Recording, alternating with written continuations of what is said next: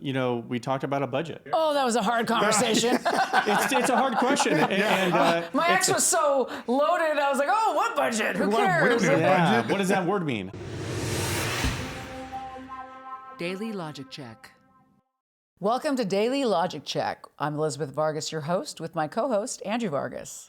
Today, we have a very special guest in the house, Allen Schreiber from Wells Fargo Advisors, TSG Wealth Management. Thank you for having me. Thanks for coming. Happy to be here.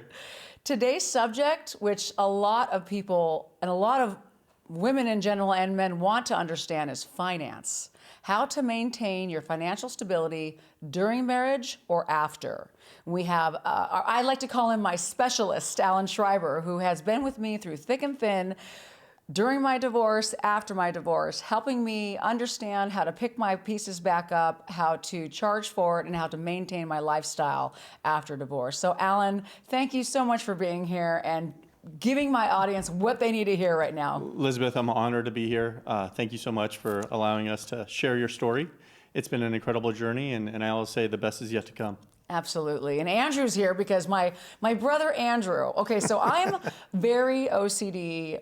As you know, when I met you, I didn't really know how to even pay my taxes. My ex-husband paid for everything. He was very in control of our finance. I had $300 in my account when I was divorcing. In fact, I was filming Orange County Housewives, living in a $1,750 apartment, renting out my beach house under your advice, making $4,000 a day to pay my lawyers in order for me to divorce well afterwards, which was taking a hit mentally in order to maintain that stability. And that was all based on you. I remember, and it's a very emotional time, as you know firsthand. And stability is the key theme, right? Yeah. The ability to not only provide that stability, but also deliver an education on why we do what we do when it comes to finances, or what I like to call financial concierge.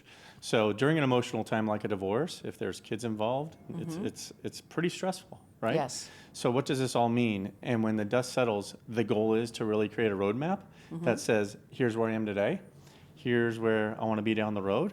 But of course, life happens, right? On this journey that we call life. Life gets difficult, doesn't it? Life happens, right? Yes. So make sure that the plan we put in place allows us to have cushion, that we're protected, 100% bulletproof for those bumps in the road along the way. But I also think it's important because you saw, I thought you were this big wig, big time financial guy. I'm like, he's never going to take me on as a client. I mean, I'm like $300 rich right now. But the potential was there. Yes, and I 100%. Yeah. Well, I was very, very thrilled because I know a lot of women that go through a divorce or men. Where do you start? Who do you talk to get divorced? Where do you go to say, what do I do if I do get a settlement or if I don't, or I didn't get anything? How do I get out of this? It's a great question. And first off, I just want to say I appreciate and I'm grateful that you entrusted in us and as your financial team. I mean, that takes a lot, especially during an emotional time. Whereas if you remember when we first met, yes, I was trying to press upon you. There's no rush to make any big decisions right now. And we trust nobody going forward. Correct. Remember that? Yep, absolutely. Yeah, we trust nobody going forward. So you allowing us to be your financial team has really started with, when you're going through, I call it trauma like that, is one, the division of assets. Now let's face it, there's a lot of loss going on. Oh yeah. There's a lot of, I'll say, the legal world that surrounds us. The cost of counsel when going through a divorce can be very, very expensive. I've seen it where even the highest cost attorneys out there look through a financial statement and they really don't know what they're talking about.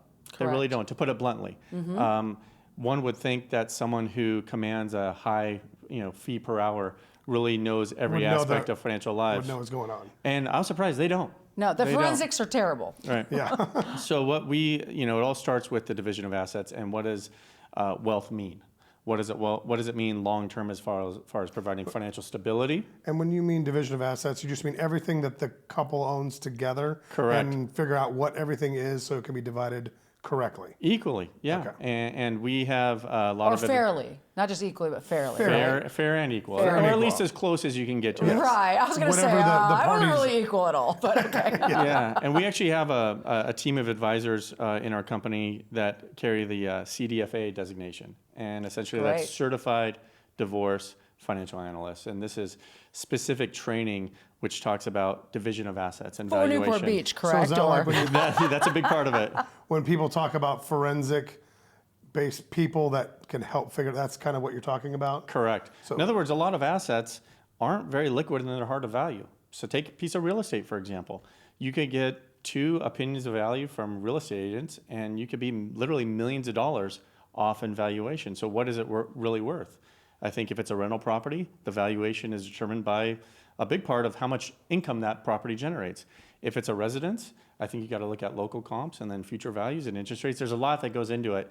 We try to provide that third opinion outside of the legal counsel, outside of the spouses that are separating, to give a better division of assets and really provide calm in a so storm. You help. I realized you were helping me through this whole divorce process, and I was really just buried, and my mind was frustrated and flustered, and all sorts of emotions were going through. But so you're saying that you will help the lawyers do the forensics for the individual that's getting divorced. Absolutely. And then just submit those to the lawyer so that you don't have to pay those high-priced lawyer fees, so you see what's actually out there. Especially when it comes to financial statements. You know, the average Joe and Jane can look at a financial statement and not have any idea what it is, what's it worth, what kind of income is it generating, how liquid is it. Right. A lot of investments out there, unfortunately, are illiquid. And what I mean by that is, hey, you have something of worth, say $1 million, but you can't necessarily say, hey, give me my $1 million, because there's no liquidity. Correct. There's only a liquidity up to a point where there's a buyer to buy that asset. And when you mean liquid, it just means cash in hand. Cash in hand, the ability to say, hey, send me my money. Okay. Well, so that my issue was my equalization process was the fact that we had an estate valued at such a high net worth but he had everything hidden in different really weird offshore accounts, and everything was just hidden, right? And so the only thing I had access to was the company that was located and in America, right? So I had to look at that and say, I had to make, which thank goodness for you, giving me the advice to take the stock options during my divorce instead of because the cash was just, the equalization of the cash wasn't there. So my situation is different. Like, we couldn't find the cash. We could find the options and the units, and I didn't understand any of that without you. Which means stocks? Stocks, yeah. Stocks, and you're spot on. A majority of the time, most estates of high net worth individuals are not liquid. There's not there's no a ton liquidity. of cash sitting in the bank. They've spent it. It's invested. It's growing. Yes. There's different businesses that have that lack of liquidity also. So I think a big part of what we do is educate. Yeah. Educate. Because like you said, Elizabeth, you weren't used to paying property taxes. You weren't used to running household bills. We're used to running a business, and that's why I'm so impressed on the amazing entrepreneur that you become already. So that's amazing. It's a testament to your hard work, and it's a testament to your willingness to want to continue to grow your net worth. Thank you, but I also, I contribute my team and the people that I really entrusted with the knowledge to give me the knowledge. And I didn't understand where I was going. I didn't understand where I came from. I didn't have a lot of money to get anywhere, but you told me you told me you need to get, I actually got an investor to divorce so that I could divorce well, because I knew I was David and Goliath. So I said, okay, I went to this investor and I said, look, I need some funding to divorce so I could divorce well. And I still, even though I went through all that, didn't divorce with liquidity of of money, but I divorced with a house and a couple cars and miscellaneous. But in the end, you helped me make that work to then clear my mind so that I was able to see what Elizabeth needed to mentally do to prepare for what her dream was, which was to be an entrepreneur, to start a business and a nonprofit, to give back, to feel like I'm worthy of myself in order, when I have financial stability, even if it was $300 in the bank, I knew what I needed to pay. I knew what taxes I needed to pay, what timeline it was. I knew what I needed to do to maintain the little money I had, which your team was excellent at helping me with. And they didn't make me feel less than. They didn't make me feel like a loser or like I was an idiot. Nothing. When I thought, oh my gosh, I was intimidated to go into your office. Everyone's so financially astute, and I'm like, oh gosh, what does that mean? But nobody made me feel stupid. And I think that's really important for anybody, that when you're going through life trying to figure out how you're going to maintain your lifestyle or create your future, if you don't have stability in who you are with your finances, I really feel like your house is falling.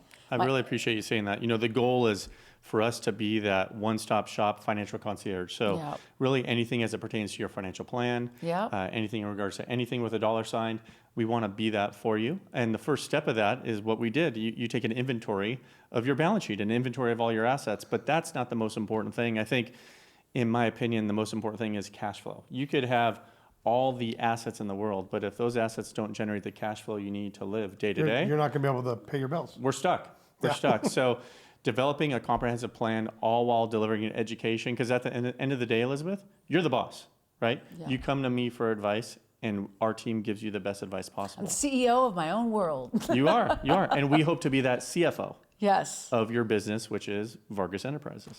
And it's interesting because what your team did ask me, which I'll always remember and I took it to heart, was you said, okay, well, what's your lifestyle? Because when you're getting divorced, it's like, okay, your equalization, and a lot of women and men are like, well, my lifestyle was mansions and helicopters and jets. But you have to ask that person, let's be realistic.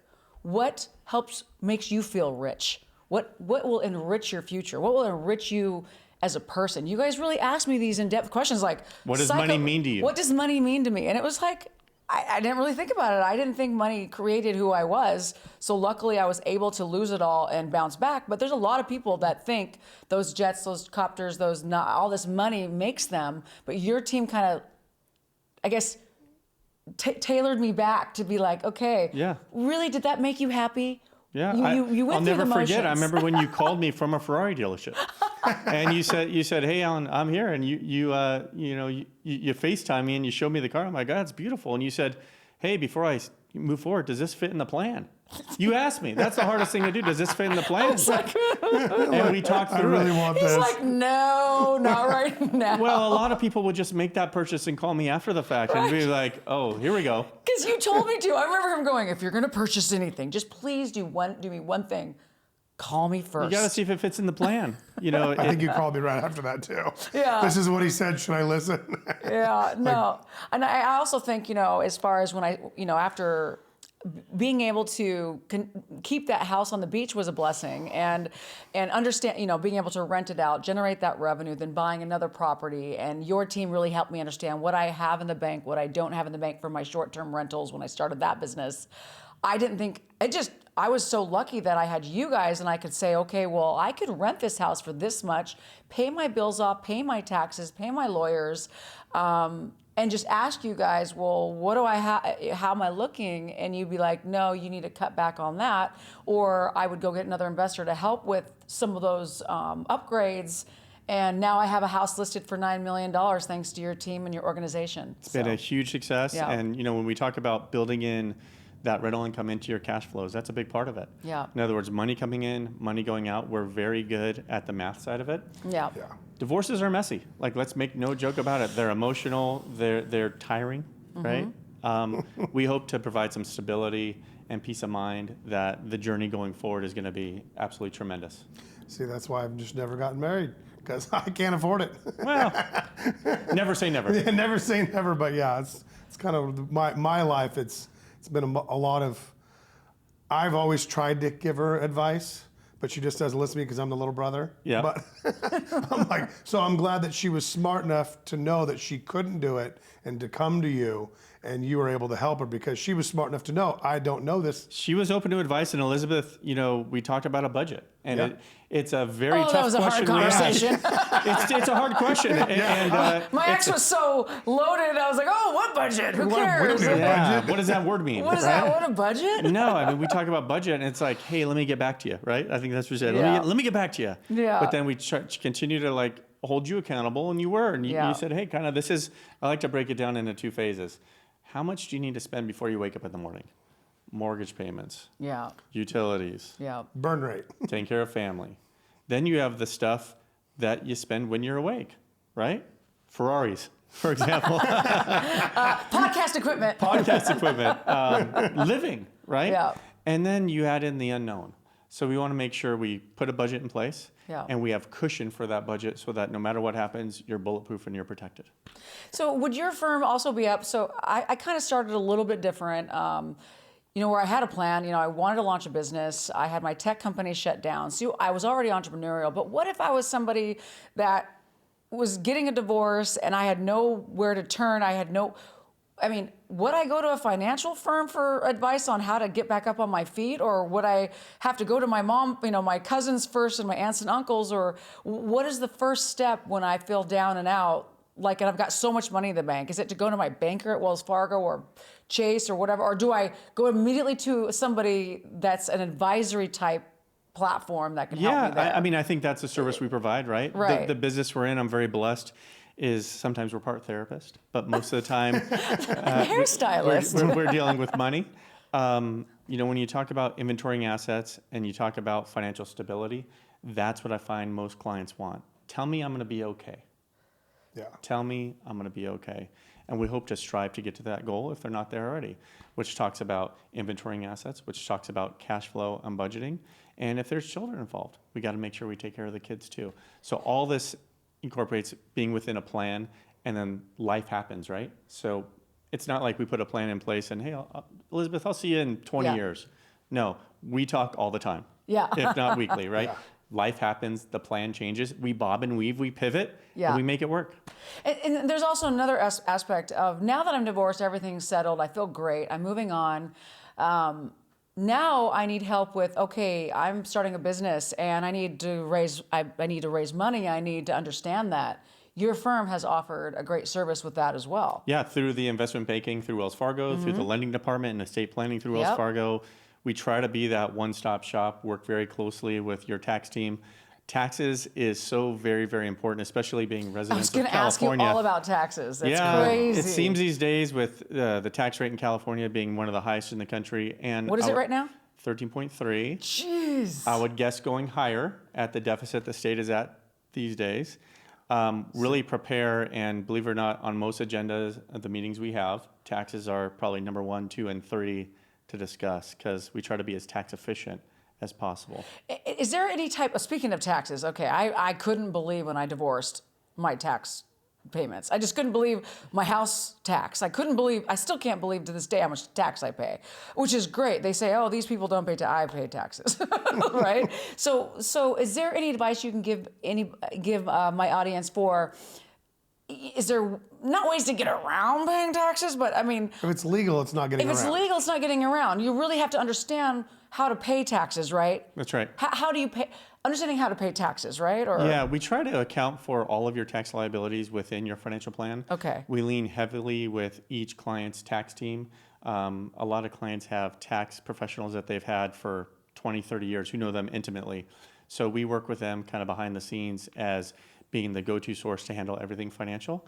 When it comes to taxes, unfortunately, I think in our lifetimes are going higher and not lower. We have to account for it, right? This is probably our biggest expense going forward. So this is a line item in our budget, taxes, unfortunately. We try to mitigate those and hopefully minimize them going forward. Well, and like with Andrew, you own your house, you've got your daughter, you've got stuff you have to pay, and I've learned to live with less to be more happy. In my life, I've learned that at a young age, the more I spend, the more I've got to earn.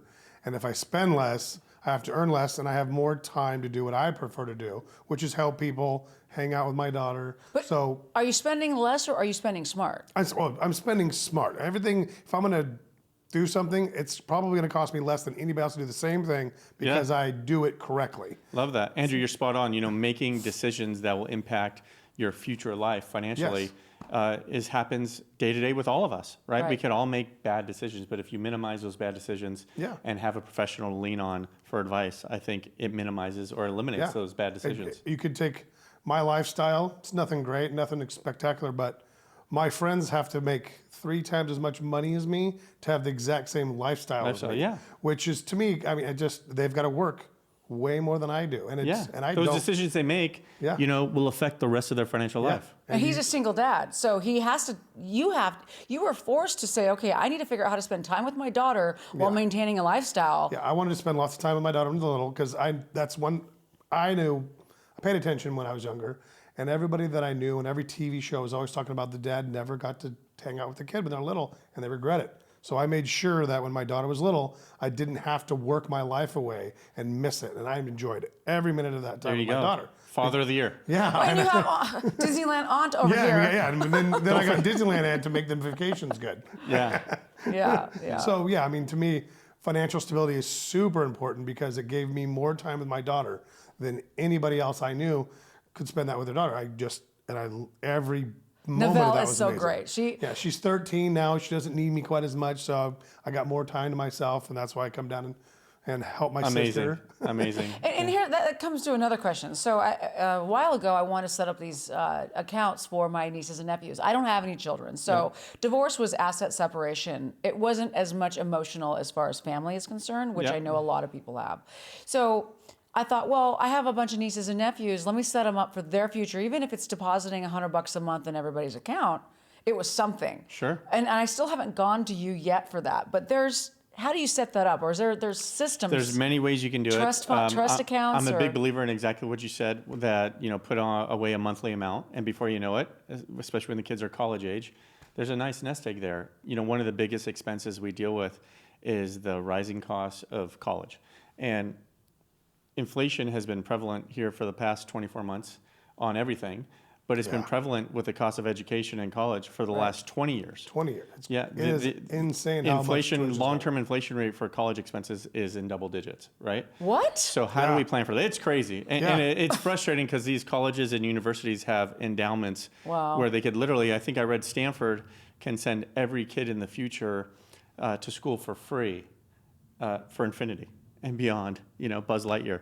It's really amazing. Yeah, Harvard That's unfortunate. 50 some billion dollars in their endowment. Harvard That's right. does. That's right. So to answer your question, there is a 529 account, which we typically recommend for college What savings is it? for kids.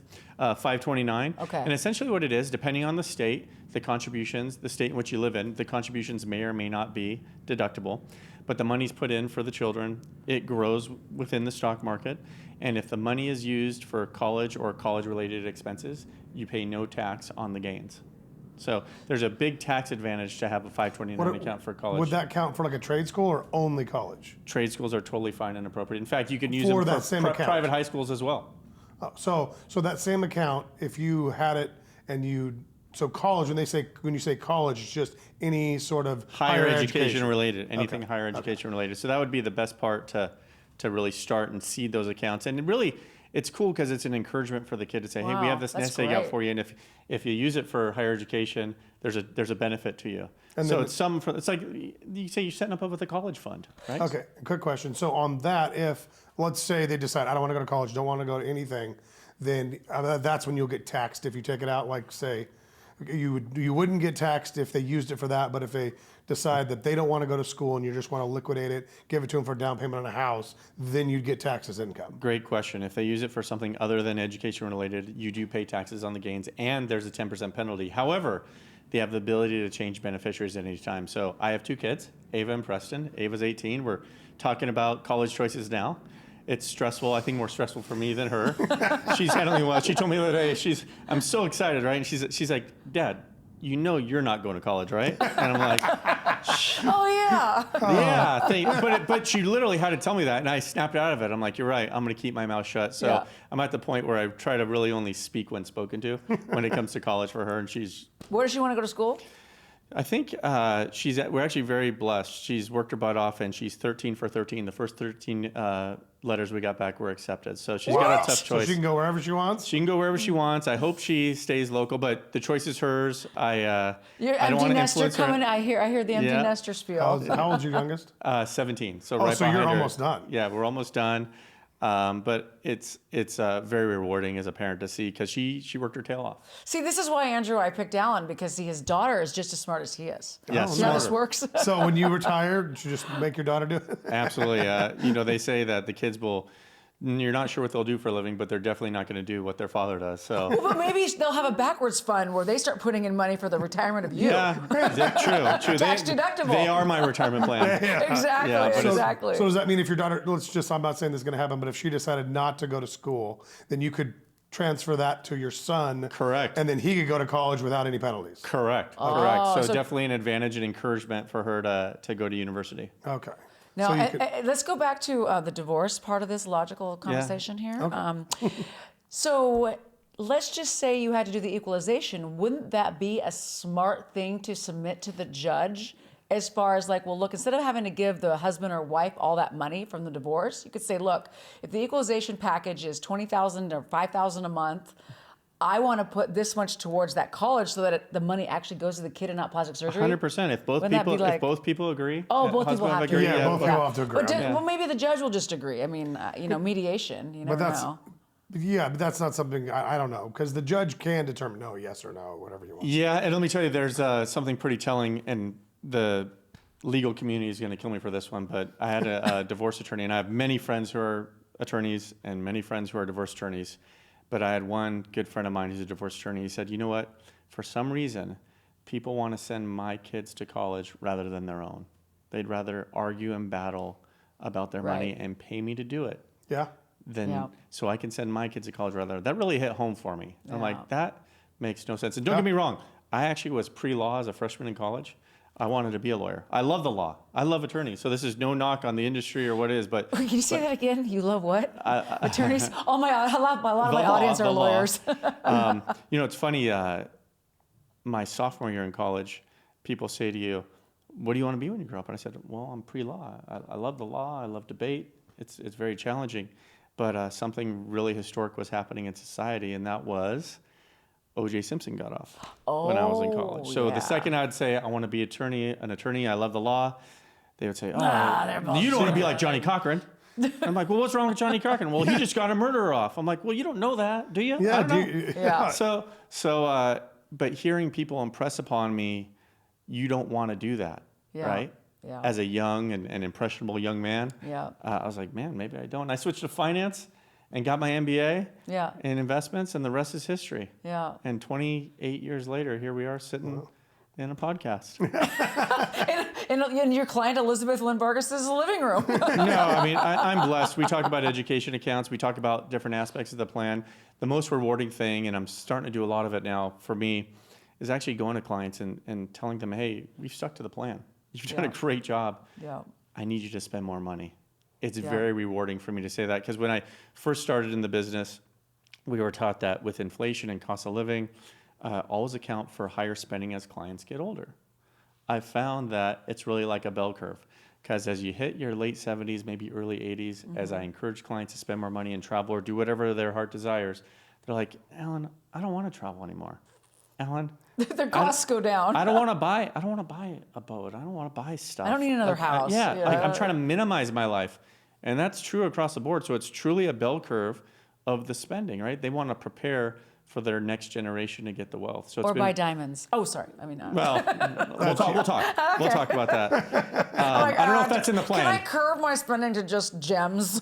Yeah. That's not curving spending. That's That's just not curbing spending. that's just curbing from altering spending. minus houses, minus cars, just lots and lots of big gems. That's all right. And the goal is, to be happy, whether spending gives you that or not. But it's very rewarding to allow and tell clients, hey, this is in the plan, right? Feel comfortable to spend this money. I want you, when you travel, to fly first class, because you should enjoy it. You spent the last 40 years saving and investing your money to the strict budget we put in place. Daily Logic Check.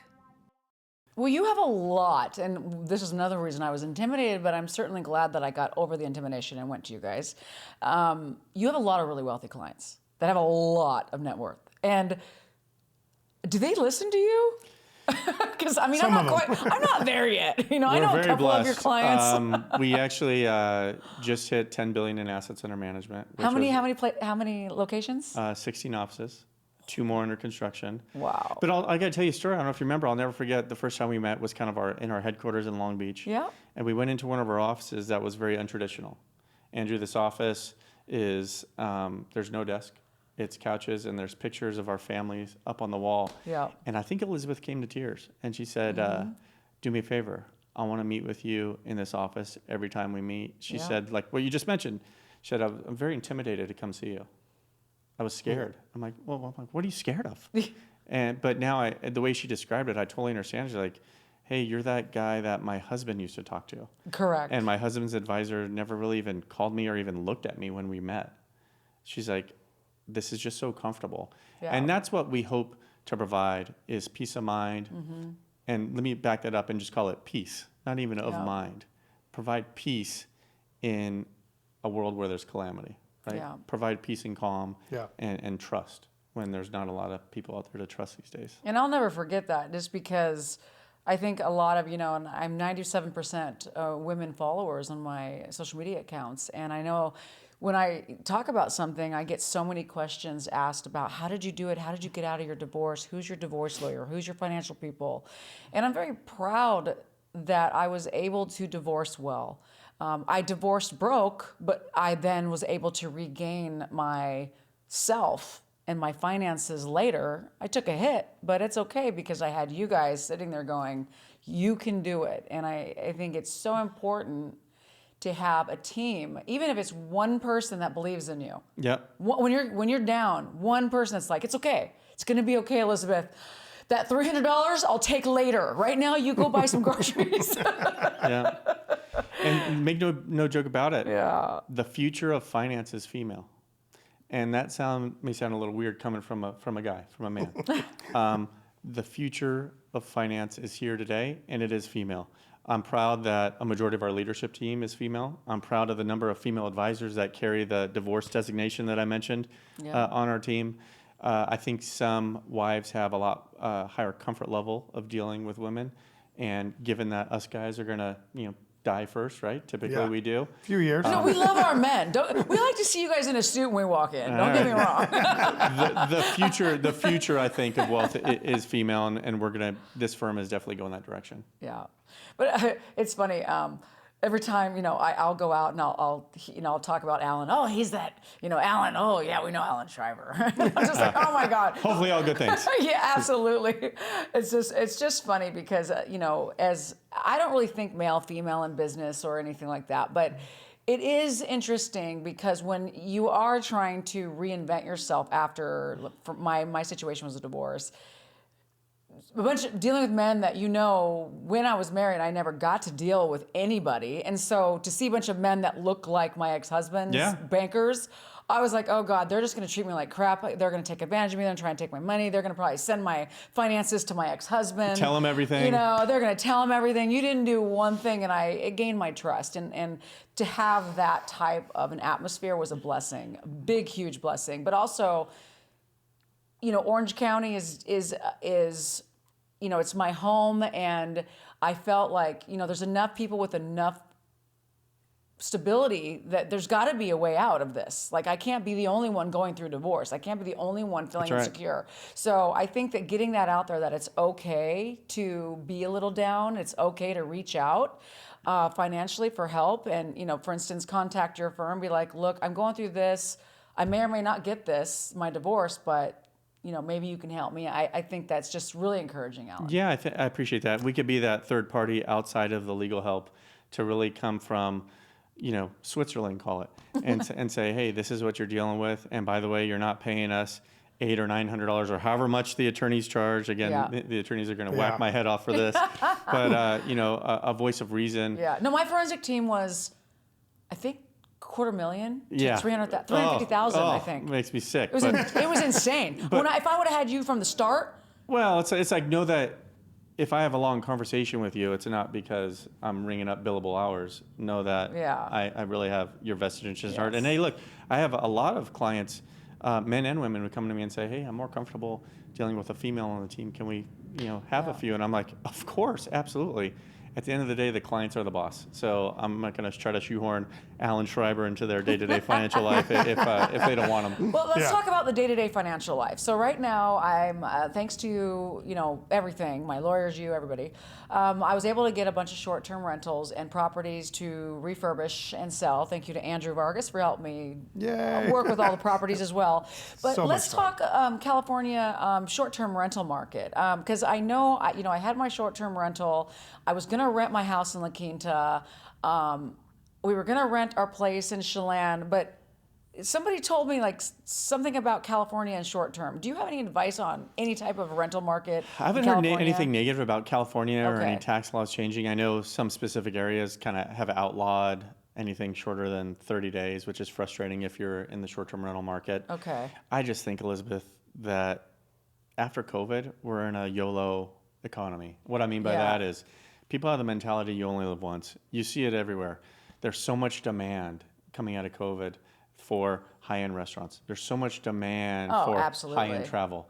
Yeah. Could be over tomorrow, so enjoy it now. Yeah, the planes are People full. are spending their money. Like, Yeah, I could you know. get COVID, and it could be over tomorrow. I can get hit by a truck tomorrow. I want to live for today, and the consumer is very, very strong. Yeah. And with that being said, if you have high-end homes like you do, there's going to be always a ton of demand for that. This So do you YOLO think I should economy. continue to short-term rent then, or to have that passive income, or what? In your plan, we've built in a cash flow model that accounts for income coming in Okay. and that income growing each and every year in the plan. If that ever slows down, then we reassess and bob and weave and pivot and try something else. So I listed my desert house for sale. You know, the burn rate was really high to get it remodeled. We ended up achieving that goal even during COVID. And so, you know, I thought, okay, do I now list my beach house or do I keep? And this is a great problem to have, which is multiple properties. But I earned it. It wasn't like it just came to me. No, you started with one. Started from the bottom. Now we're here.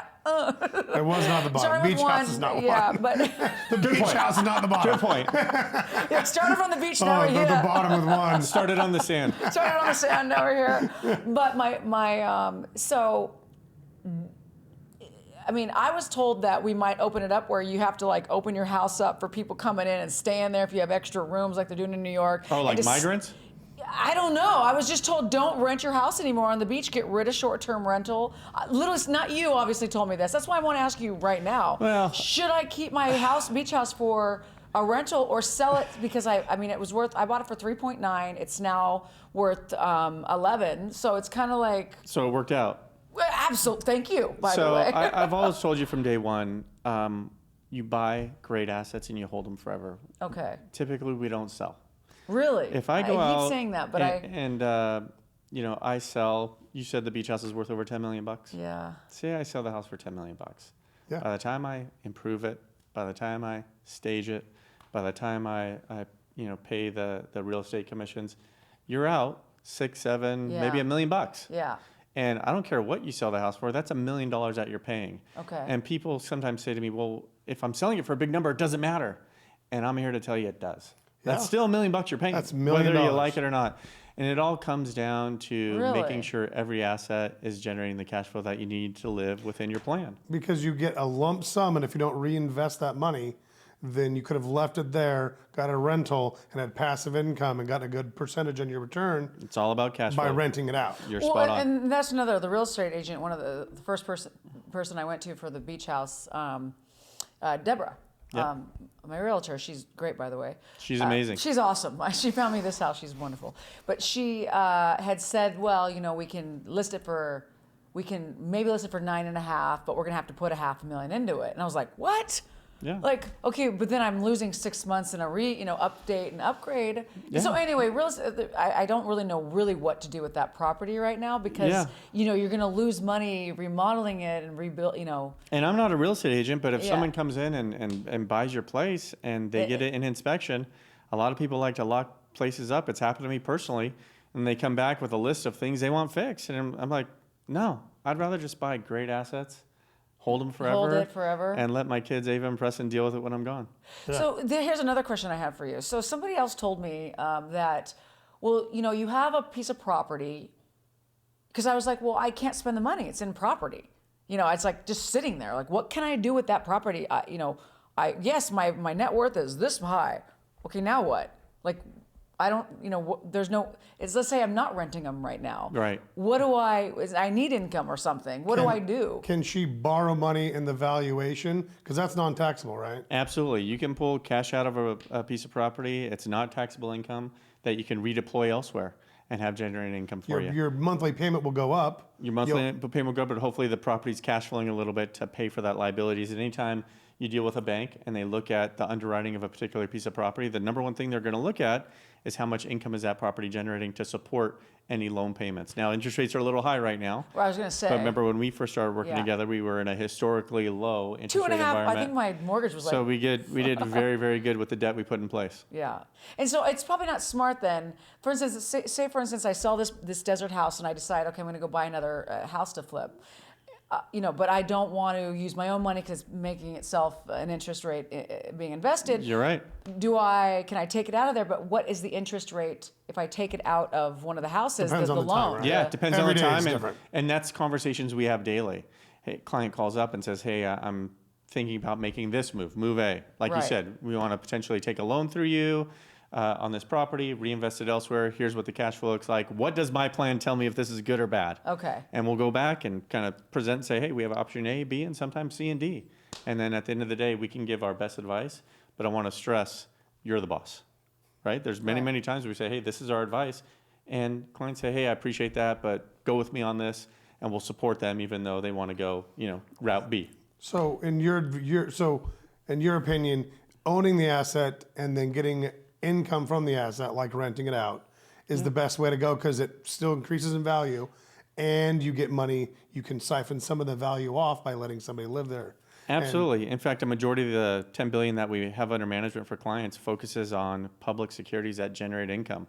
Not only that, I think it's very crucial to have companies that pay dividends. In other words, a return to a shareholder, but make sure that these companies are increasing that income each and every year. Right. It's an excellent sign of financial health.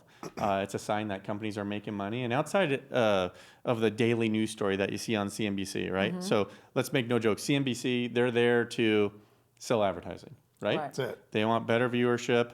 And when you see Jim Cramer on there screaming, whether it's a very positive day or a very negative day, or whether it's news on North Korea, news on inflation, news on the amazing political situation we have here in the U.S., whatever the story of the day is, their job is to sell advertising. But at Yeah. the end of the day, I believe a company's stock price will be reflected on their earnings and how quickly they're growing their earnings. So what better way to gauge financial health than the amount that a company returns to the shareholders via a dividend and how frequently they increase that income to the shareholders. It's an excellent sign of financial health, but it also serves as sort of a red flag warning system. So say you have the board of directors, like a lot of people don't know this, Costco has increased their dividend for over 35 years, right? They haven't or have? They have. Oh, okay. They've increased. So they pay a dividend and they've increased their dividend each and every year. So if next quarter Costco were to come out and say, hey, the board has decided to keep the dividend the same this year, or worse yet, we're going to cut it. The only reason the board would say that is they see a slowdown in their business. They see a slowdown of earnings. And we go out and we kind of think about that. They're projected, if they're cutting their dividend after they've increased it for over 30 years, they're projecting their business to slow down. That stock price is probably going to follow. Right. So the whole concept of rising dividends is an excellent sign of financial health and a great way to... And that's one of the tools you guys use to make sure that your clients' money is making the most possible money for them. Absolutely. And we're blessed. Look, a lot of our clients, in fact, a majority of our clients don't need us to make them a millionaire. They already are millionaires. Yeah. Right? They don't need, in my opinion, to take the risk. They don't need me Yeah. to try to hit a grand slam. I'm a big believer in consistent Maintain. singles and doubles. And over time, we're going to outperform those advisors out there that are trying to hit grand slams each and every day. What do you think about the any type of election going on? For instance, every year, obviously every other year, every 4 years, there's elections, presidential elections. Is that going to affect how you're going to invest my money, or is it? It does. And believe it or not, historically speaking, going into an election year, it's pretty positive. Election years are pretty positive for the overall market. In fact, having a negative year in a midterm like we did in 2022, going into an election year is very positive. We saw that in 2022, the S&P was down Right. 18 plus or minus %. We had a very positive year last year for the market, and this year is off to a good start. I would expect things to be positive throughout this whole year. So does that positive historically doesn't matter which side of the aisle wins the presidency? Well, I'm always a big fan of having a bifurcated government, meaning if you have, whether it's Democrats or Republicans control the House and the Senate, they can pass new regulation and new laws. In my opinion, it's pretty anti-business to have more regulation. In other words, less regulations is better for business, and the economy and the stock market tends to prosper. So I actually like a bifurcated government. Did you write the president that note or no? Well, trying. Can you send him that little IE? Dot, dot, dot? Yeah, it's it's a great point. I would say that as this data comes out, whether it's unemployment, interest rates, how the economy is doing, I would not be surprised if we saw a much rosier picture going into this election than ever before. I'm not saying don't trust the data, but I'm saying probably shouldn't trust the data. Don't trust the data. A little be skeptical. Yeah, be skeptical. Be more skeptical than normal. Look, at the end of the day, what we do is very consumer driven. We buy businesses and companies that focus on the consumer spending money. Yeah. Apple's one of our biggest holdings, So- right? Really? So having iPhones in our hand, which I think is the most addicting thing, at least to me it is. I have trouble putting it down. They've changed the world, and I'll never forget. Probably 15, 20 years ago, I was sitting in a Fantastic Sam's. It was a place to get a haircut. I don't know if they're still around. I haven't seen them. They were great though. And I'm sitting there, and there was a 85-year-old woman on my right, and there was a young lady, probably 10, 12 years old, on my left. And I was sitting there waiting for my haircut in a little waiting area. And I looked down, and they're both On their scrolling. And I went back to the office. I'm like, man, these iPhones are crazy. You have someone who, on my right, who probably shouldn't be that computer literate, navigating like it's nothing. And then a young child who probably also Should not even have a phone. Should not even have a phone, but like they're deep into it. I mean, deep. And when I'm back and I talk to my partners, I'm like, man, Apple seems Apple. like they've cornered the market. And sure enough, today it's our largest holding in the portfolio, a company we love, Yep. a company that pays a dividend, a company that pays an increasing dividend. So See, Andrew, I know you're an Android lover, and my brother is Android all the way. no, anybody who's Android, like, they love it. I They won't do. stop talking about it, almost like vegans, right? Yeah. Hope you're not vegan. No, I only talk about when I'm, this stupid iPhone. No, Andrew, literally, and even everybody. Oh my gosh, those iPhones! One day, you guys, your cameras will, get up to par with our I cameras. just like to remind people that their technology they'll get in 2-3 years. Oh, shut Because mine's so much I fun. hear the camera's pretty cool on that thing. It is. I got a Samsung, yeah. Yeah. I just, the whole in-screen fingerprint. What's that? It gives your fingerprint through the screen so you don't have like a separate button. Oh. So, yeah. His technology is open source, Yeah, though. so You It just can be- anywhere on the phone? in just this whole area, I can put my thumb anywhere and it reads my fingerprint and unlocks it. Yeah, I'm over it. I'll stick with the iPhone. Yeah. Okay. I So know. I actually, with our family, it was so funny because I love iPhone, I love Apple, I love Mac, everything about Apple, and it's just a clean resource to me, a clean tool. I just love using it. So Andrew was all Android. So I was like, okay, when my nieces get older enough, I'm gonna just put them all on Apple to start with. And sure enough, I bought everybody iPhones. My daughter uses Except Android. for his daughter. I was old school BlackBerry, and Yeah. I was Oh, one which of the was great. last adopters. I was like, man, I work. I'm a professional, right? Yeah. I'm a I need professional. I need a transcoding. keyboard. I'm a professional. And I'm like, people are like, man, you're a loser, is what you are. And I was like, when I finally got the iPhone, I was like, I couldn't believe I didn't do this Did you earlier. feel younger with the iPhone? I do feel You do feel- my kids have like TikTok and Snapchat, and I was told to. Oh, Snapchat's still going on? I was Yeah, told to yeah. delete my TikTok and Snapchat account for my kids. I'm like, okay, cool. Wait, Snapchat's still going? Yeah. I think so. Yeah. I don't It know. is? Raquel, that's all she uses. Because I remember when Snapchat first came out, I had the glasses, the where you take a picture at a Snapchat festival glasses. or Snapchat Yeah. glasses. I bought some stock and then I ended up selling it. I didn't even know they were still doing that. There's two other main reasons why I'm such a big proponent of the stock market, and one of them you touched on was the advent of technology. Right. And we've seen hyper speed advance in technology over the past 20 years. I'm here to tell you the next 20 years are going to be 10x. With the AI. amount of, Oh, yeah. AI is going to be a big part of it. 10x the amount of advancement. And what comes with great technology? Efficiency. And I think the ability for amazing companies out there to continue to grow their earnings is going to be light years. And the other reason I'm a big believer in the stock market is purely demographic. If you look at population and population growth, we're on an uptrend for the next 25 years before we're projected to see Women are having babies? population's not growing population. exponentially. Oh. Nobody's having kids anymore. That's right. So what do you think about drone technology? Is that anywhere in your docket? We No? don't own any businesses or companies that focus specifically on drones, but some of the mega companies that we love have exposure there. I mean, Apple's one of them, Yeah. right? Yeah. And AI. We love Microsoft. What about Tesla? Are you guys going to into invest in Tesla? any AI? We love Tesla. Well, NVIDIA is a big holding of ours, and they're probably, at least the street views them as the leader in AI and with Hardware, the though, chip right? manufacturing. Yeah, the hardware. I mean, there's just so many things. You know, it's interesting because when you do end up making some money, it's making it extremely difficult, right? Getting past that threshold where you're spending the money that you're comfortable with, you're earning the money from the money you're making, you're not overspending, but now what do you do with that little bit of extra money that you have? You know, your kids' college is okay.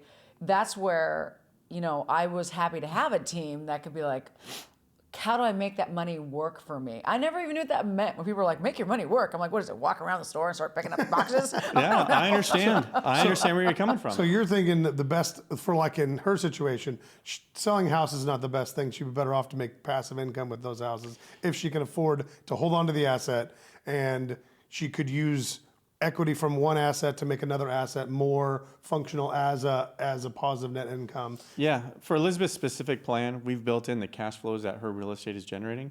This is going to allow her and be a good piece of her living expenses going forward Yeah. for the rest of her life. Yeah. Or my family's, since I love to spend money on my family. Yes. I do, actually. We just got Mom a hot tub for Christmas. Did you Was really? that, I didn't tell you about that, Wow. sorry. Daughter of the year. It was only... You got the father of the year and the daughter of the year. No, I mean, I was very fortunate. Like when your team did help me divorce well, I was able to save some money from my rentals and help my mom pay off her mortgage. Yeah. Which it wasn't that much, but I was so proud as a daughter to just be able to help my family. First off, help myself. Yeah. Okay, so then once that was done, you know, I could help other people, but unless I'm able to help myself and my family, I'm really... What's the point? What's the point? So Yeah. I was like, I need to help my mom, and you know, I was able to, you know, help her pay off her car and help her get out of working for this fruit company so then she could work on her antiques. And it made me such a proud daughter to know I was organized. Fulfilling, right? Yeah, it was very fulfilling. Yeah. And it was like, and now like, you know, our nieces don't just want to go to Disneyland, they want $500 jeans. What the heck? Wow. Yeah, which I'm like, I Bougie. never... Well, that was the one thing What that brand of jeans are $500 Wait, what- bucks? They were Jankos. Oh no, sorry, Jeancos. I would say it And all how the old time. are they? 13 and 16. Yeah, okay, so when I was 13 and 16, Do you then remember Do you remember Jeancos? Never heard of 'em. Those gigantic pants they used to wear in the wide 90s. pants, Wow, I know Levi's. No, these are like the bottoms of the jeans are like this big. Oh, around. bell bottoms. Yeah, but they're not. They're like Monsters. they're they're just the monsters. from They're hip, like raver pants. yeah Oh, from okay. hip. It's like the new style. Yeah, for no High waisted. high waisted, but it's not the new style. Like, but it's a style that for some reason my niece and my daughter. I love it. That's their look. They're not slutty Oh, man. at all. There's no, everything gets Yeah. covered. I love it. I'm so Yeah. behind the times. I still get shit because I usually wear a tie to work every day, and people are like, "Man, you can't wear ties." I have 500 ties, the old school wide ones. Oh man, you should make a little mural out of them. Just I kind know. of just I'm hang trying to them get up. the young advisors in the office like, "Hey, man, wear a tie." Blake is actually really cool. He dresses pretty hip. Blake is good, but he's another one. I'm like, "Man, where's your tie?" You know? Do you remember that old restaurant? It was called Pinnacle Pete's. Okay. If you walked into that restaurant wearing a tie, they cut it off with scissors and hang it on the wall. So Really? my old joke to Blake, pretty much every week, I'm like, "Hey, did you go to Pinnacle Pete's for breakfast? Like, where the hell is your tie?" That's funny. But also that adds to your environment of relaxation too. I mean, It you want to does. be professional, but you don't want to be Well, like. I always say respect the wealth, right? Yeah. People say, "Why do you wear a tie? You don't need to wear a tie anymore. COVID, blah, blah, blah." I'm like, you got to respect the wealth. Yeah. I'll never forget, I wake up more hungry and motivated today than I ever have. I remember the days of my job was making $6 an hour, and there's a phone list, and there's a phone. And if you make 300-400 dials a day, maybe you get that one or two Wolf of Wall introductions Street. of someone who wants to maybe meet with you and talk about their finances and trust a cold call. That, Yeah. of course, doesn't work today, and I would never expect any young person who wants to get in the business to do that. I think ours is a little different. I am passionate about breeding the next generation of advisors for our company because I, like many, came up the hard way. Yeah. But it did make me who I am today. I think the future of wealth management is advisors that come in and learn what's most important. That's customer service of the Yeah. clients that we already have. We are in the customer COVID service business. COVID really hurt customer service everywhere. Yeah, it's frustrating. You know, we want to make every client feel like they're our only client. Yeah. And when they call up, we got to answer the phone, and we got to have a smile on our voice. Yeah. Whether the client's wrong or not, we're wrong. Right? But also, that's how I view it. You're coming up from School of Hard Knocks. This Yeah. is why I'm so proud. You know, I have John Paul on my team. Yep. Patron Tequila, Paul Mitchell Hair Products. Yeah. He came up from nothing, and he's going to be on the show as well, right after you. And he's a hustler too. I mean, Yeah. I so appreciate his hard work, and Yeah. thanks to you, it's been wonderful to get him to know him really, really well. Just that old I need to school get you guys mentality. together on the podcast to talk about School of Hard Knocks, because both Let's of do you it. guys have a similar story. And, you know, my only wish is my kids, and I think they're on the right path, is Yeah. just have that same hunger for life, that Yeah. motivation, Yeah. where, believe it or not, I wake up every day more charged than ever. Yeah. Right? I'm not cold calling, but I appreciate that I did. Yeah. It sucked. Don't get me wrong. Yeah. It sucked. There was times I'd get hung up on, and How many calls a day would you do? well, the ask was 250. I would always do 400. 400 calls? It's math. So 400 calls. Where did this list come from? You know, Leads. I worked for a company called Smith Barney. Remember, we make Yeah, of money course, the Smith old-fashioned Barney. way. Yeah. They would buy the leads, and here's the math: if you had 400 dials, maybe 200 would answer, and of the 200 that answer, maybe 100 actually stay on the phone for longer than 10 seconds, and of the 100, maybe 30 have an interest, and out of that 30, the goal is to have 3 appointments face to face. So 400 dials from dark to dark. I'd get in the Wow, office that at is dark, insane. and I would leave at dark. I would deliver pizza at night just to make a few extra bucks for I don't know if it's around Numero Uno Pizza, Okay, but that's on my resume. Numero Uno are Pizza. you Gen Z or Gen X? What are you? I don't know. What are we? I'm We're the same. about to turn 50. So Oh, you're we're the X. same. What does that You're mean? X. X. We're all X. X. Yeah, I all love X. this. We're Xers. Yeah. So that mentality that I don't care what you have, wake up hungry, motivated, Yeah. with a zest for life, and I still get really excited about bringing on new clients and new relationships because I know we're doing a great thing for them. Is this why you? It's so funny. So you came. The $6 an hour thing hit my eardrum because Yeah. I remember the $6 an hour thing, and I remember our brother Jonathan. He was like, "I'm worth $100 an hour. I'm not Yeah. going to work." But you got to start somewhere, right? And that's probably why you don't let me spend money on a Ferrari, right? 'Cause Right. It was 2 years at $6 an hour, Yeah. and thankfully I was able to meet my partner today. We've been partners for 27 years in the office, and I'll never forget. I went from $6 an hour to $5,000 a month. Wow. And I went home to my mom. My mom was a single mom at the time, and I told her, and she teared up, and she's like, "We don't have any money problems at $5,000 a That's month." so and great. it was a good day. Yeah. It's good to take care of your family. Yeah. And you're doing really well, and I'm very blessed to have you in my ecosystem of success. Thank you. I'm blessed to have And- you and all our families that we have, and all the introductions you've made for me. It's Have I? I don't even know. You make our job easy. Well, I give away vodka. I mean, I'm the vodka girl. I'm like, you get a vodka, you get a vodka. I love how you matched today. We're all wearing blue like my vodka. It's the company colors, right? Yep. Daily Logic Check.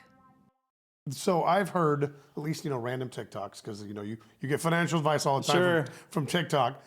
So I keep getting this where they talk about how a whole life insurance account That's what I want to talk about. is like less taxing than normal, and it's a good way and you can spend it however you want in reality. Yeah. So I don't really know anything about it, but it's you see that they can't advertise them, they can't do this, but it's a good way. Wait, life insurance? Yes, life insurance to save money that way. So obviously this is not like Elizabeth's style of status. I'm assuming it's more like my style where Yep. the benefits wouldn't benefit Elizabeth much, but they could benefit somebody Depending on the client, and that's a great point. It's become very popular for clients to buy into what's called a whole life policy, and with the idea being that you make an annual premium, a significant one, and down the road you can take tax-free income from it. In reality, that tax-free income is just structured as a loan against your own money, and that's why it's tax-free. It all depends on the client and the situation. I'm not a super big fan of it because, for example, in my case, I'm about to turn 50 years old. I could potentially put away, let's say, for example, $100,000 a year into a product like this for 10 years. And then maybe in 25 years, I can take tax-free income of maybe $250,000 for the rest of my life. That's sort of the theme and concept. So on the surface, like, oh, that's cool. Let me put away $100,000 a year for 10 years. And then in 25 years, I can take tax-free income for the rest of my life.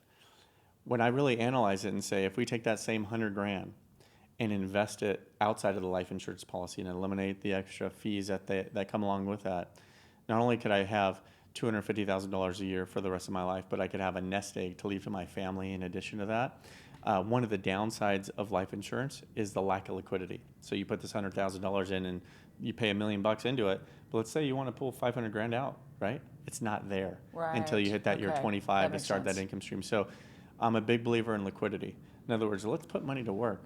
But if something changes, because life happens, Right. Yeah. This wonderful thing we call I life. love your motto today. Life happens. Life happens. But it's true. I mean, the calls that I get every day, you'd be surprised. Like, life happens. That's the easiest I can put it. And I'm not shocked or surprised by anything.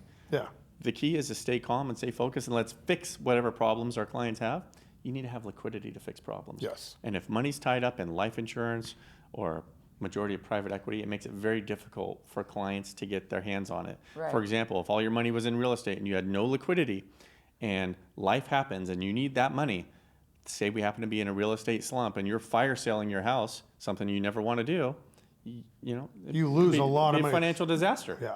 Oh, okay, so let's talk a little bit about conspiracy theories and financial stability. Okay. Aren't they just called theories? Didn't we Yes, eliminate they're- the Did word we conspiracy?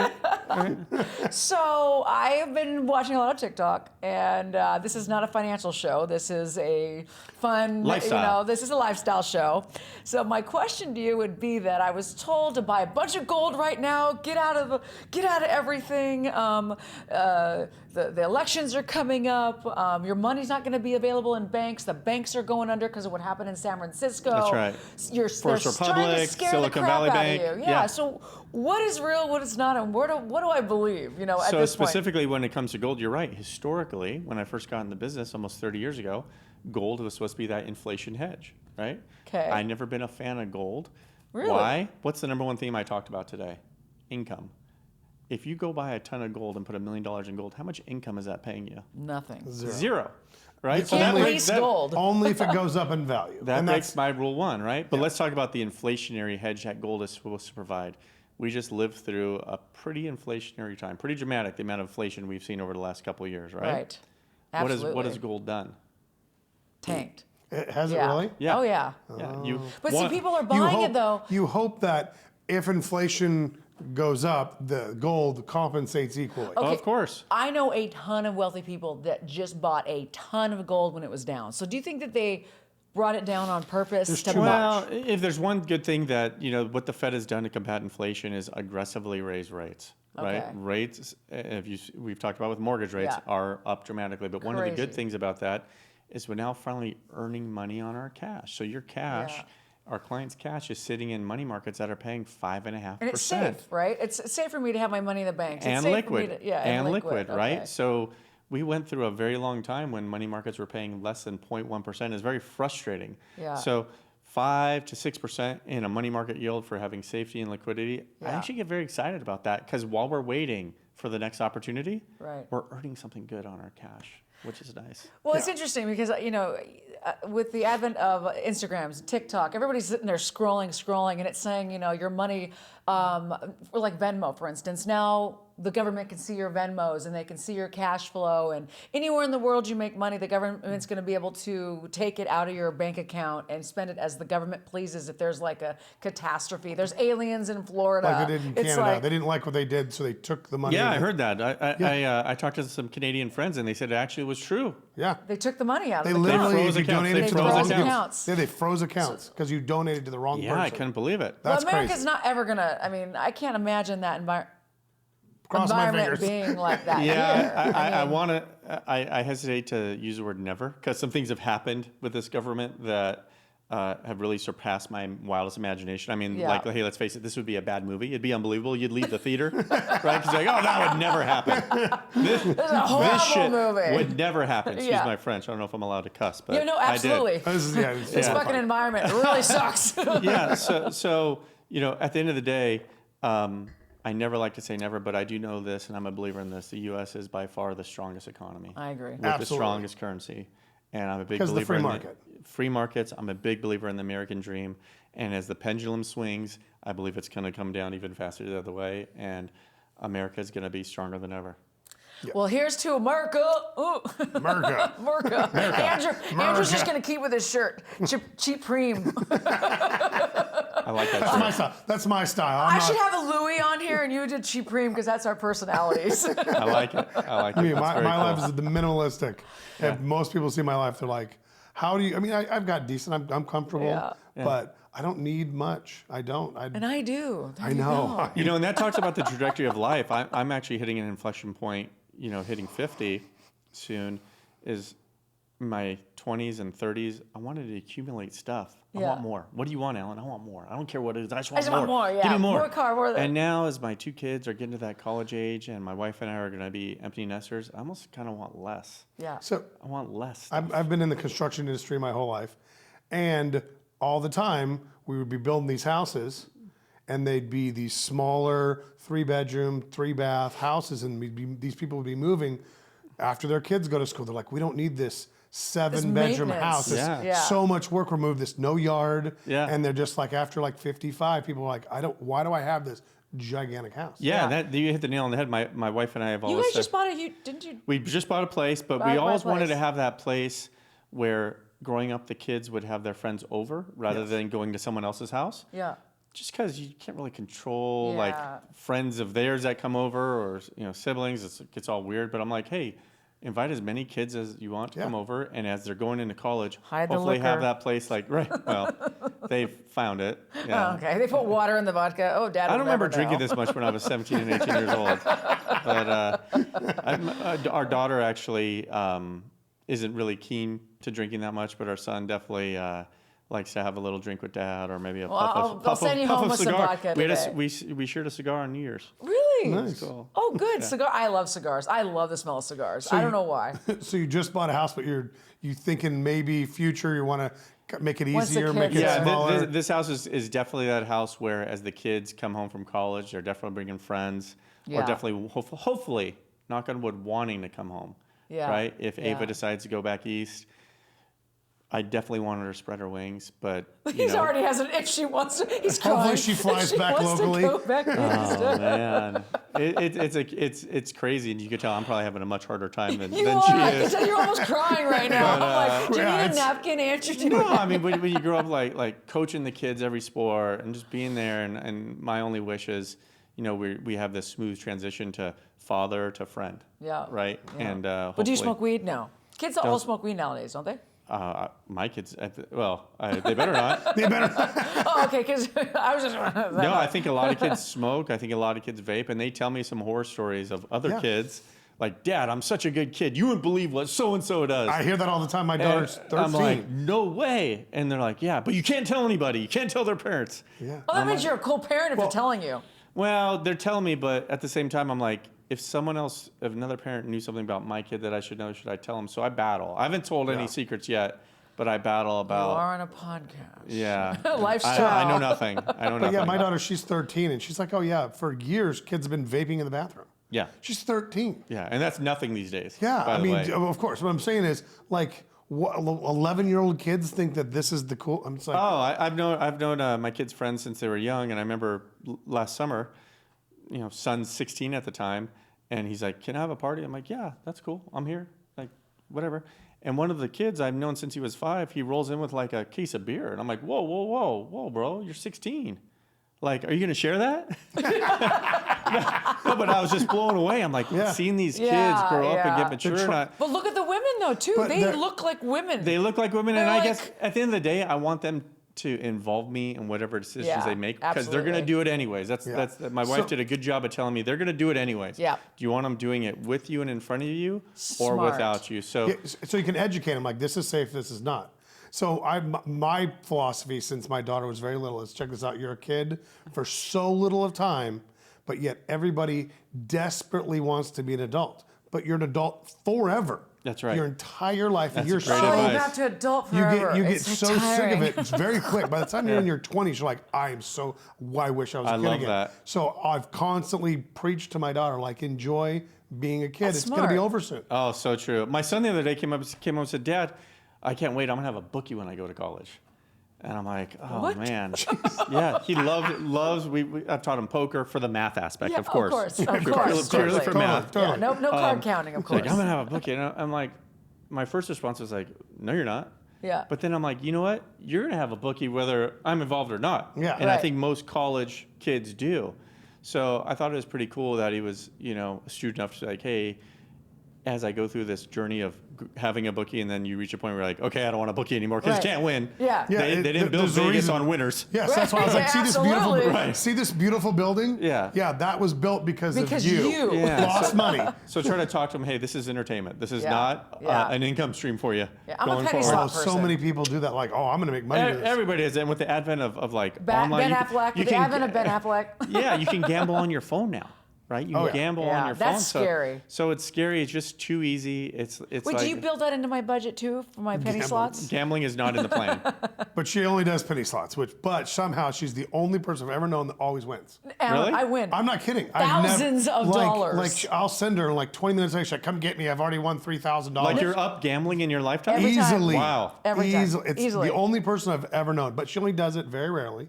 And I'm not kidding. You I put a won the lot of time jackpot. on those penny slots, right? Yes, Penny. and one time I won the jackpot 6 times in one sitting. And you do the whole crazy dance and celebration? Yeah. It's Oh great. yeah, all oh the yeah. time. She just loves it. And like literally, she's like, Andrew, what do I do with all And this? one I'm time like, I was like betting and I wasn't paying attention. I didn't realize I was betting $5 at a time, and I won like all this money. And this poor guy sitting next to me is like, Hot machine, hot I'm like, machine. how am I winning all this? This is, oh gosh, I'm betting $5, which is a lot for me because I'm a penny person. I thought it was Yeah. 5 cents. That's she won great. a couple, like literally, I've Yeah. never known anybody. You have the magic touch. Well, I don't recommend it though because No, I have lost, and that feeling was unbelievable. Like I wanted to keep putting it in there so that I could win what I normally win, and I just had to walk away. Like there's at least 3/4 of the time she comes back with like a whole bunch of money. I mean, it might be $500, it might be $300, it might be $6,000. That's amazing because gambling is usually. Oh, it's it always- You're a No, no. loser. And I'm glad. I hope the kids. This whole concept of fantasy and fantasy sports or fantasy football. Yeah. Hopefully, it's a way to get that rush, but eliminate any potential gambling problems or issues hope. that people have. Yeah. Some people just have that itch. So what did we learn today? Okay. Don't gamble. Don't gamble unless you're Elizabeth. Be good with your money, and if you don't Focus on think companies that have Focus cash flow. on cash flow. Trust nobody. Trust nobody. be smart enough to know you need somebody like you Yeah. to help you. And that's smart, call and that's Allen what she Schreiber. did. And that's my favorite part is she was smart enough to know she wasn't not smart enough to do this. to do this and to find someone like you Yeah. to help her be the best version of herself. Well, we're thankful for Elizabeth Yeah. and all the other families that have entrusted in us to be part of their financial team. It's really a blessing that we've created these relationships. And when you talk to someone about their wealth and their money, you get to know them pretty intimately. Yeah. Right. It's interesting though, when I first got in the business and you talk about the next generation, most families used to say, "Oh, let them worry about it when I'm gone. Don't tell them anything." Literally, years and years when I first got in the business, don't tell them anything. Let them know when I'm gone. The new era and what I try to impress, and I think the proper way is to deliver an education, not only of the financial part, but of the wisdom that parents offer and how they earn their wealth to pass it on to the next generation. So encourage almost these Yeah. family board meetings, and it's really rewarding. I Help actually have everybody some families understand. that tear up because it's uncomfortable. Like my kids don't want to talk to me about certain things, right? I'm their dad, right? That's taboo. But when you put it in an environment with the financial advisors and things are talked about that aren't necessarily talked about on a daily basis at home, it's Yeah. really rewarding. And it doesn't happen in one meeting. It sometimes doesn't happen in 4 meetings. But over time, as you Education. deliver that education to the next generation, not only for what we do, but the wisdom of the parents and how they feel about money, this is what we do. This is what we do. And that's so fulfilling for me to see literally in my career, 4 generations already of wealth get passed through, and hopefully the goal is for the next generations to have the same hunger and motivation that the matriarch and patriarch had when they earned the money. Yeah, you don't, because it's really hard. Generational wealth doesn't last very long. What is it, average three generations? I've seen it. The mom and dad earn it. Next generation maybe just kicks it and hangs out, and the next generation they say snorts it, right? So And then their kids have nothing, and they Yeah. wouldn't have. There's no start wealth all over. left. You There's start all over. Got to start all over. So very passionate, and I mentioned before, encouraging people to spend more money Yeah. because they've earned it and the plan has worked, but also delivering that education to the generations to come. Absolutely. So they're not only not blowing through the wealth, they're growing it. Yeah. Right? How rewarding is that? Let's remember that with our nieces. And Alan, it has been such a pleasure. Yeah, thank you. To have you here today. Yeah, thank you for coming. I appreciate it. It's been a very good This conversation. has been amazing. No. My first podcast. Is it really? Yeah, I think so. Is it? Yeah. Well, I have a very large audience a very smart audience. And I decided just to launch this podcast with smart people like you that can come on and educate for everybody's future, because I was educated and I'm able to grow mine, and I just want my audience to be able to grow theirs. So, Andrew, thank you for your Supreme insight. And Alan, Supreme. I need to get love one of it. those. I love it. And Alan, thank you. Does it come in schmedium? Schmedium. I have a gift for you today. So we also are donating $1,000 to a charity of your choice. Wow. That is amazing. Thank you. I appreciate that. What is your charity of choice, Alan? It's a good question. I'm always passionate about kids and animals. I love both. I am fortunate enough to serve on a board of a charitable foundation called Youth Investors Corp. Youth Investors Corp? Youth Investors Corp. And they're passionate about delivering financial education to inner city youth. You know, a lot of these children grow up in households where maybe their parents don't have a 401k, own a home, or even a credit card. They don't know what a budget is. They don't know what building credit is. So to not only deliver that education to them, but also sometimes to their parents is super fulfilling. And I really think we're having an impact. And that's how I feel about charity. Impact, have an impact. We're changing kids' lives. So when they go to college and they apply for college loans, a lot of these kids are like, okay, apply for a loan. Guess that's what everybody does. They don't look at the interest rates. They don't look at how long it's going to cost to take to repay, or how much it's going to cost with all the interest over time. So the ability to deliver that education for these kids who are high school age all the way to as young as 6th grade to be able to get into the program is truly amazing. And I really think it's going to change lives going forward. Daily Logic Check. I hope you as viewers will take everything to heart, take everything that you learned today and apply it, call the right people, get support, get people in your back end that really help create that future ecosystem for you and your family. Daily Logic Check. Thank you for tuning in to this episode of Daily Logic Check. I'm your host, Elizabeth Vargas, with my co-host, Andrew Vargas. If you like what you saw, you like what you see, click below, like, follow, and support us on Patreon. Peace, love, and happiness. Daily Logic Check.